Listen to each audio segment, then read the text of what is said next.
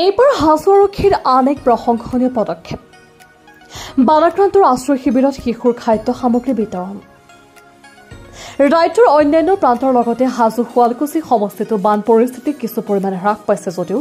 বহু লোক এতিয়াও আশ্ৰয় শিবিৰত থাকিবলগীয়া হৈছে হাজোত ৭কৈ স্থানত বানাক্ৰান্ত লোকৰ বাবে আশ্ৰয় শিবিৰ স্থাপন কৰা হৈছিল যদিও বৰ্তমানেও হাজোৰ কৈবৰ্তটোলাৰ অনন্ত কন্দলী এল পি স্কুল আৰু হাজো ভিপিত স্থাপন কৰা আশ্ৰয় শিবিৰ দুটাত বৰ্তমানলৈ কেইবাটাও বানত ক্ষতিগ্ৰস্ত পৰিয়ালৰ লোক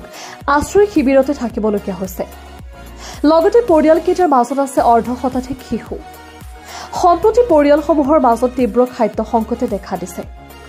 সেয়েহে এই পৰিয়ালকেইটাৰ মাজত শিশুৰ খাদ্যৰ প্ৰতি লক্ষ্য ৰাখি শিশুসকলে যাতে কোনো ধৰণৰ খাদ্যৰ অসুবিধাৰ সন্মুখীন নহয় তাৰ প্ৰতি লক্ষ্য ৰাখি হাজো আৰক্ষী প্ৰশাসনৰ পৰা লোৱা হ'ল এই পদক্ষেপ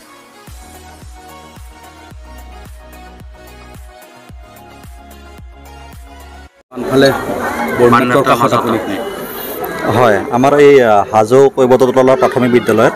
আমাৰ বৃহত্তৰ কৈবৰ্ততলা অঞ্চলৰ ৫০টা পৰিয়াল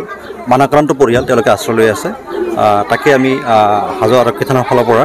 খবৰ ল'বলৈ আহিলোঁ আমাৰ যিখিনি কণ কণ শিশু আছে তেওঁলোক আমি আমাৰ থানাৰ ফালৰ পৰা কিছু এটা সামগ্ৰী যোগান ধৰিলোঁ হয় ৫০টা টপলাৰে দিয়া হৈছিল আকৌ শিশু খাদ্য হয় হেৰি দিয়া আছে বিস্কিট দিয়া আছে কেক দিয়া আছে জুচ দিয়া আছে আৰু চকলেট দিয়া আছে মূলতঃ শিশুসকলক দিবৰ কাৰণে আমি নিউজ ডেস্ক ৰিপোৰ্ট নিয়মীয়া খবৰ